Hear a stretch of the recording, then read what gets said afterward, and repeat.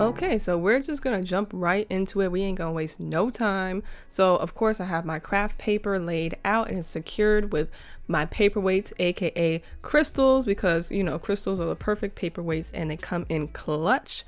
And so what we're first going to do, step one, is take our bikini top that fits us and we're going to cut off the tag and act like it was never there in the first place. Okay, cool. So then step two is trace out the bikini top, like the triangle top, just pretty much as close as possible. Use pencil for this. I'm just using marker so y'all can actually see what I'm doing, but it's always best to use pencil in case you make mistakes, and also pencil doesn't stain your like clothes that you're using anyway.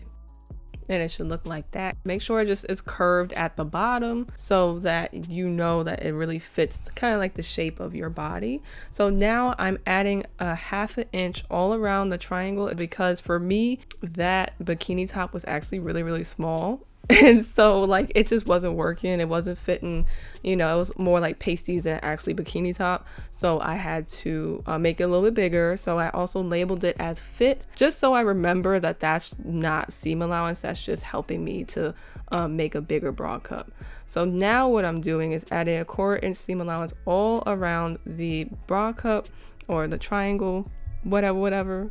And that's going to be our seam allowance for when we sew.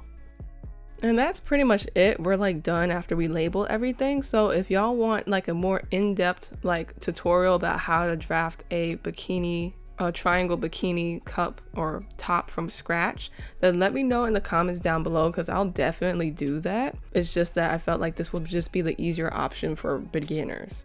So I'm just labeling everything. I think this is step 4 or step 5. I don't know. It's a lot of steps. I already lost track. I'll also put in the labeling just cut 4 because we need 4 pieces, 2 of the actual print and then 2 of the swimsuit lining. And then we're just gonna cut it out and it should look a little something like this. So now we will move on to the bikini bottoms and we're gonna first start out with the front pattern for the bikini bottoms. And so again, I have clean craft paper and I'm taking my Savage X Fenty panties, and it's the thong panties because I feel like they resemble like bikini bottoms the most. So I'm going to take it, lay half of it on like the pattern paper and kind of use the edge of the pattern paper as like a symmetrical line. And I am going to trace out the panties and I'm going to make sure that the front of the panties are actually facing down on the floor and the back of the panties are facing up because that helps to trace out the panties better. Okay, so now we're going to take a measuring tape and we're going to measure the top and about 3 inches inward, and we're going to mark that at the top of the panties because we need a little bit of space to have the ties for the bikini bottoms. Then after that we're going to connect the 3-inch point to the actual panty pattern and try to curve it slightly. I didn't really do a good job because I'm used to using a French curve to do it, but try to curve it a little bit slightly. Kind of imagine like your legs and your leg shape and kind of where the panties would hit. And then I'm just outlining everything else in red so y'all know like which pattern is the correct pattern.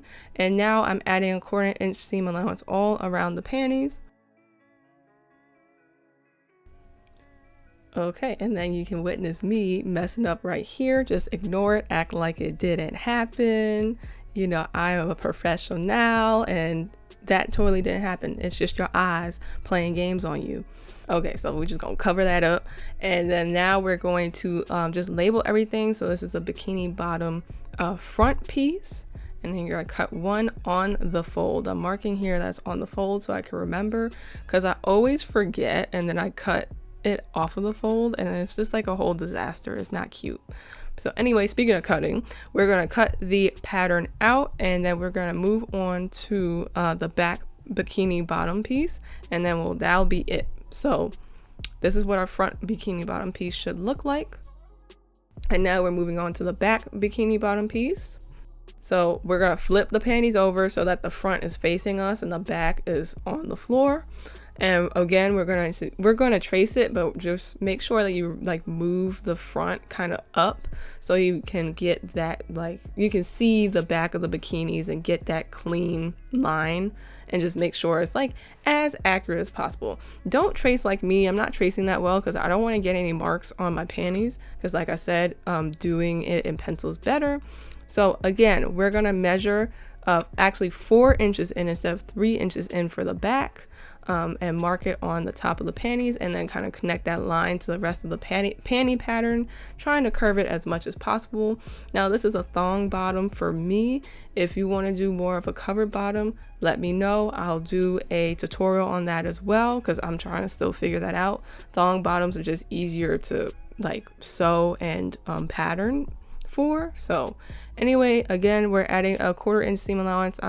This will again be also on the fold as well. And then we'll cut this out and we'll be done with our pattern making.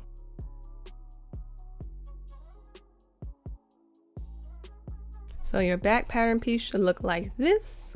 And then you should be all set for actually sewing your Dior Monogram Bikini. So go head over to that video. It's linked up above and down below.